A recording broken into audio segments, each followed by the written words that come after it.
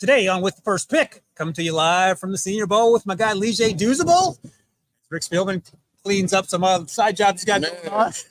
What job doesn't Rick have? What job doesn't Rick have? Today, we're going to talk about which quarterbacks popped in a deep Senior Bowl quarterback class. We're going to talk about some of our favorite players who don't play quarterback, but had great days today. And we're starting, I guess, we got to start with the quarterbacks, right? I guess. Why can't we start with defensive line? You know, it's funny when I watch, so it's a little windy, so you might pick up some of that as you listen here. We're doing it live from the stadium, live as you view this, I suppose. But it's funny now, Leger, when I watch the one-on-one drills for the offensive defensive lineman, my first thought is, okay, what's Leger think about this? Oh, do you already know? There's so, here's the thing. If you're just watching it and enjoying it, like, oh, these are 600 pounds of men running Going each at other, it. but there's so much technique. Correct. And let's give me one guy you like. Just give me the name. We'll circle back to keep people interested before we talk about the defensive lineman and get to the quarterback. So I got a guy. Who do you have? See, I don't want to be the typical D lineman and go D lineman, but Brandon Fisk was amazing today. Like, honestly, we talked about the one-on-one drills. I don't think he lost one rep, and he's probably, I want to say, you got Newton. You also have Byron Murphy. So those are probably the two top pass rushing defensive tackle. I think Fisk is right under that. I couldn't agree with him more. He had a fantastic season, flew under the radar as much as you can. And I saw a few of his reps like those. I'm going to mention the layup, even though I'd like his teammate a little more during the course of the season, T'Vondre Sweat. Okay. He cannot be blocked one-on-one. He could not be blocked in the double team drills. It was like they were invisible. All right, we'll get to that in a second, though. Let's talk about these quarterbacks. And we just did a little brief thing for CBS Sports HQ about some of the players that popped here. And this quarterback class, compared to the previous two classes, is night and day. And no disrespect to the guys that came out the last few years, but let's be real. These dudes can play. It starts with Bo Nix, Michael Penix Jr. I'll start there. Let me ask you, what do you think about the idea of having them on the same team along with Sam Hartman? You can see what the reps look like back to back. Yeah. Well, Jim Nagy, who runs the Senior Bowl, he put the question out there on Twitter, like, once Penix and Bo Nix decided they were going to come down here to Mobile, he's like, should I have them on the same team? I said, absolutely, because we always like to see competition against other top players, right? Because the competition is going to either raise your gameplay or it's going to show you who you are in pressure situations. So absolutely, these two guys compete against each other in the Pac-12. Why not have them come out here and compete against each other? Because that is going to bring the best out of them, or it'll show when they're in pressure situations, this is how they perform. So I thought it was absolutely masterful by Jim Nagy to put them on the same team. You know, it's funny when you watch these practices, you can sometimes see not just quarterbacks, but any player, if they're a little tight, and you talk about that, especially in the first day, you're feeling yourself out. But I go back to last year, Tyson Bagent was here, Division II out of Shepherd, and I'll be honest, he looked lost. Like, he looked like at times that maybe he was overwhelmed. But you can't put everything into 3 days of practice. Because he came back. Yeah. And he started 3 or 4 games. He did. Played at a high level, should have been drafted. So this is a point in the process in terms of collecting the data. Yeah. But these quarterbacks for both sides, both practices, were as sharp as I've seen them on day one that I can remember. Yeah, for sure. Michael Penix Jr. coming into this week, I wanted to see him on those middle of the field layer throws. We know he has an absolute flamethrower. Let me stop you and ask you this, though, because that's been one of the pushbacks that he can't in the middle of the field. And I haven't seen that. Well, no, he does it really well. So, like, perfect example, the McMillan touchdown in the Texas game down the middle of the field where he split the safeties. Yes, sir. That was an absolute laser beam, so he can do it. But I think people want to see him throw with a little bit more touch. We know he can with the power, and then the fade ball. Nobody's a better deep ball thrower in this draft, period, right? Amen. Out of every quarterback.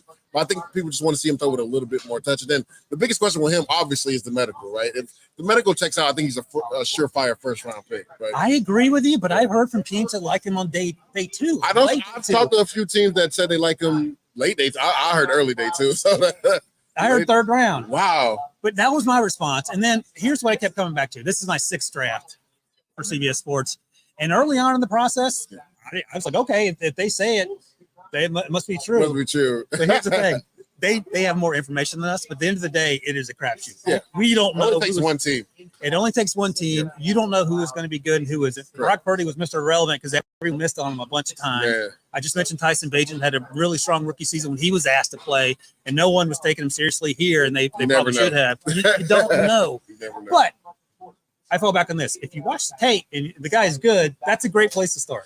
I think so too, right? And the funny thing is, after the Texas game, I came out and put the statement out there. I think he's a top 15 pick. Now, people will push back on that because of the Michigan game, and they're saying that's an NFL type defense. He struggled. And yes, a lot of those players will be drafted high from that Michigan defense.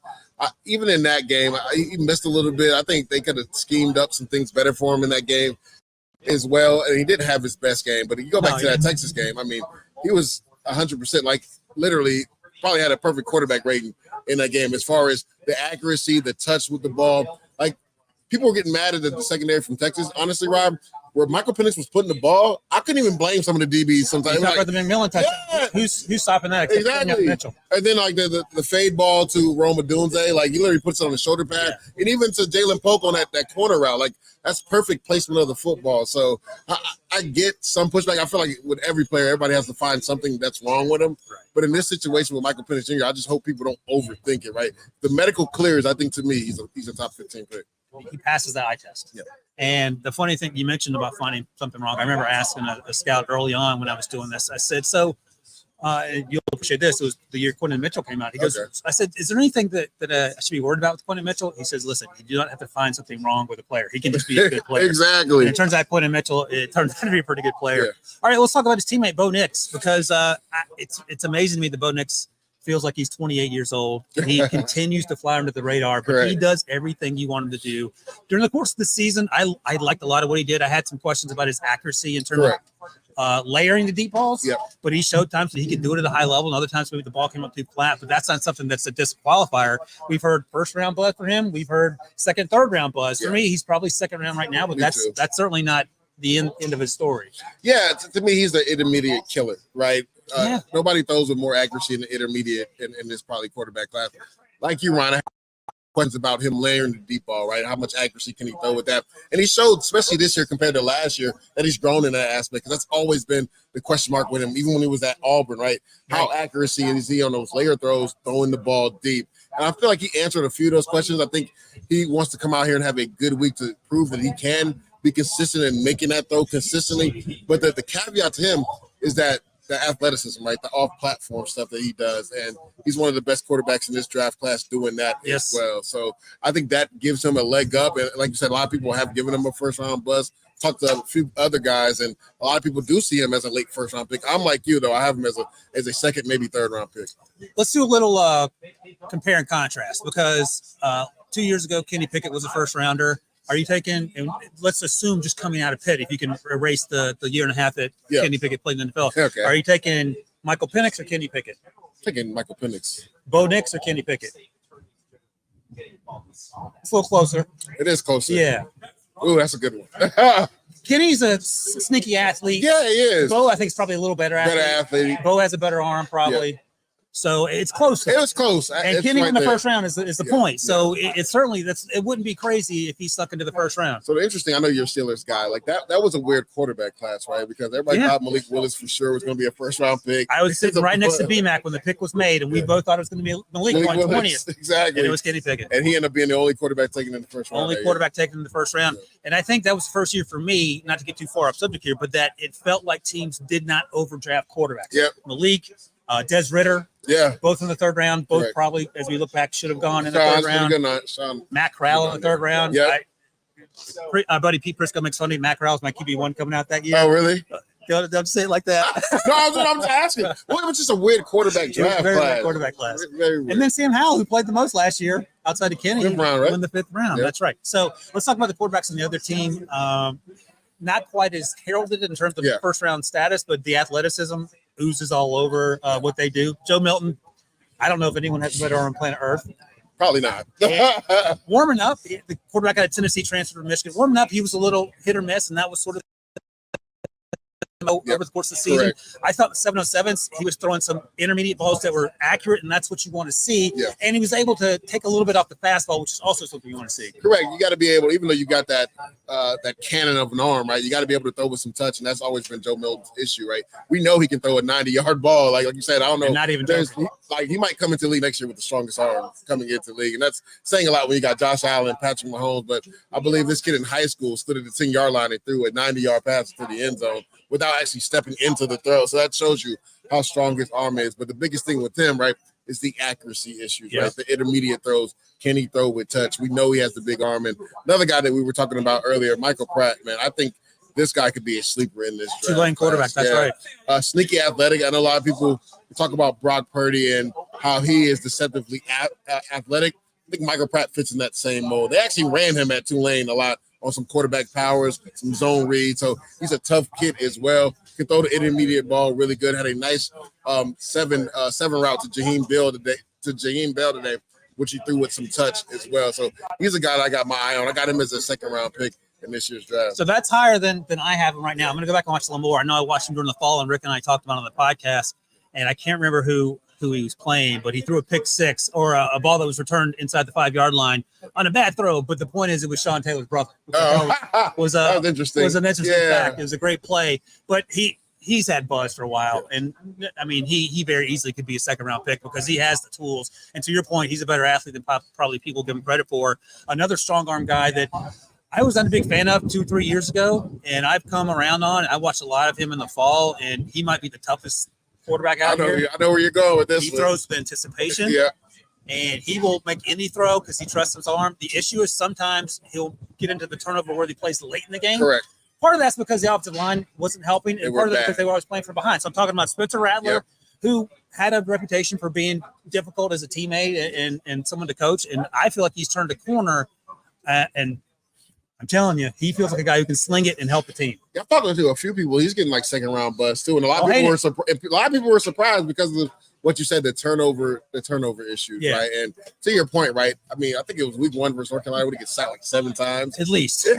You talked about it being, he's a tough kid now. And I'm sorry, he outplayed Drake May in the game. Oh, he did? Yeah. I told people that, again, I was like, Drake May had a better offensive line, and Spencer Rattler had no help at all. Like, he literally was under fire that entire game this year. But the question mark with him is, like, can he get away from those turnovers? He had one today at the Senior Bowl, laid across the middle. The safety picked it off. I believe the guy from Auburn, 36. I'm having a brain fart. Jalen. Yeah, Jalen Simpson, right? Simpson. Right. He's a nice player. He's a really good player.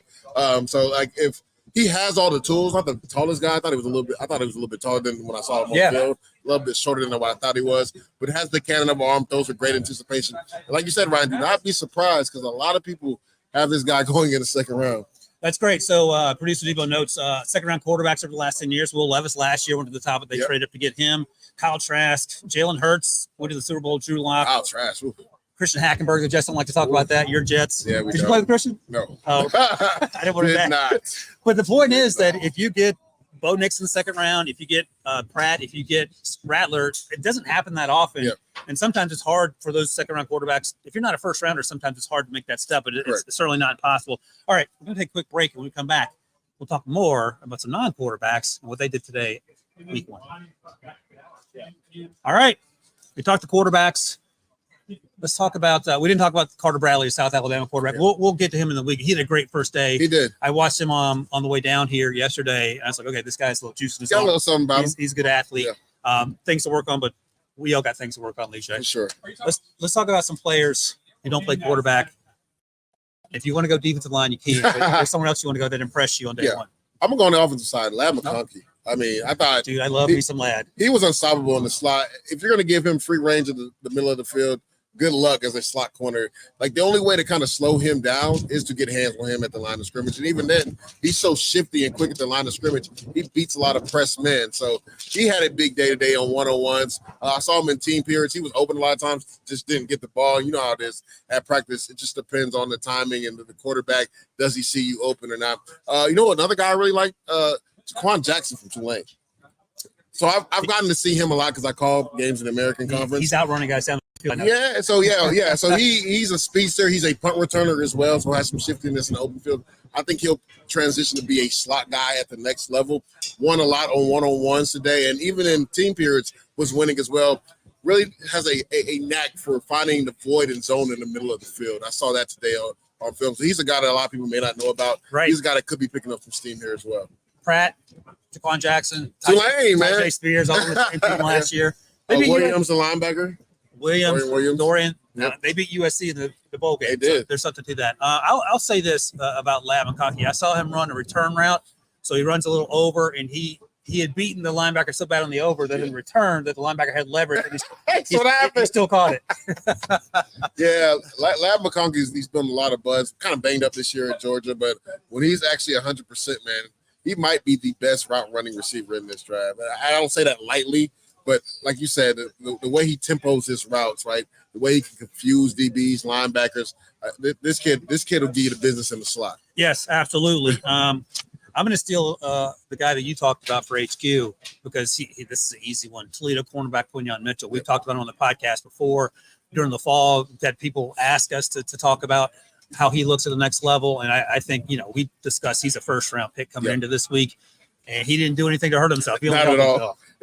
I would not be surprised if the agent was like, all right, you got to slow down now. So last year, DeJuan Jones came here, dominated day one, and then left. Had concussion like symptoms, and he took off Wednesday, Thursday, Friday, Saturday. Well, he's not the first person to do it. Jermaine Johnson did the same thing. Jermaine Johnson did that. A lot of people had him as a second, third round pick coming into here. Montez balled out. He didn't play the game, and that's not unusual. So, look, my point is that if Quinyon should decide that he has a calf strain, I would understand. You'd understand it. I mean, just a smooth, easy athlete. Like we discussed this, right? Just never seems like he's in stress at all, right? Real patience at the line of scrimmage. And then when he's running with receivers, you can see the speed, right? It just seems like he's out for a jog. He's always in the hip pocket. Just like I said, smooth athlete, probably the highest rated defensive player here. He crushed it in terms of pass breakups at Toledo, had some interceptions. The only thing, and this is a minor thing, Rick talks about all the time, he could get handsy at times. Yeah, but that happens. And Rick's like, that's the easiest thing to coach out of great player. For sure. And as BMAC likes to say, you'd rather have to say, whoa, than sick him. No question. You'd rather be a guy be more aggressive than less aggressive. Yes, and he looks to be special. I'll put it this way. If he were to end up on the Detroit Lions, it'd make a ton of sense. Make too much sense. But they're going to have to trade up to get him. Yeah, they are. As they currently find themselves. Yeah. Is there anyone else that flashed for you? Yeah, a guy we talked about on HQ, Brandon Fisk. To me, when you talk about Byron Murphy and Newton, the D tackle from Illinois, like right behind those two guys, I think he's the best next pass rushing defensive tackle. We'll always look at defensive linemen when it comes to pass rush, Rob. I like to see their feet, right? Because good pass rushers' feet never stop. And this guy, his feet never stop, right? I mean, he hit a guard one time with a counter club inside and counter club back outside to win in one-on-ones down here. And the elite effort that he plays with, I think that's what separates him from a lot of these D tackles in this group. The guy plays at 1,000,000 miles an hour, and I know that's cliche to say, but literally there was plays in the team where there'll be a running back toss, right? You'll see him 50 yards down the field trying to chase him down. So scouts love to see that, right? You don't want to have to tell a guy about effort, and you don't have to do that with Brandon Fisk at all. And I don't know what his measurables are up to, I can check, but he feels, looking at him, you go, this guy probably understands how to play with leverage. Oh, and that's so I'm so glad you brought that up, because that was another question people had, right? He said, well, most pass rushing 3 techniques, will they be able to stay in there on the double team, right? He plays with such great leverage. They had a double team today, and it was with Christian Hayes, so I really was tuned into it. Yeah. He's another one of my sleepers in this, Senior Bowl, and no movement. UConn offensive lineman. Yeah. Right? Yeah. UConn offensive line guard. No movement at all. Great leverage by Brendan Fisk. Held the point of attack, and the linebacker scraped free, made a tackle for loss. So he plays with great leverage, can play the run, is a really good pass rushing 3 technique. And I'll give some love to the offensive line, even though I don't like doing that. Like doing that. Tyler Guyton is a guy I've been really intrigued by. Right, I'm starting to watch more and more of his film. He the wingspan's ridiculous. I think like 83 or 82 or something like that. All right, something like that, 6'7". But he plays with that. A lot of guys that have that arm length, they don't play with it. He plays with it, has patience in regards to his pat sets, and he used that length, right, to keep defenders at bay. And then he does a really good job sitting on power. So, that was another thing I want to see. When somebody's that big, usually speed to power gets him. Yeah. He didn't lose one-on-one today, even with speed to power. I know Chris Braswell tried to hit him with a speed to power. Didn't go anywhere with it. Patrick Paul was another guy I was really impressed with as well from Houston. Patrick Paul, for sure. I want to circle back to something in a second, but I want to mention this before I forget, because I'm looking through my notes here to mention Braswell, the edge rusher from Alabama, number 41. I saw him one-on-one versus Javon Foster, a guy that I like from Missouri. Yeah. Rick wasn't as high on him as I was, but I was like, this is an enormous human being.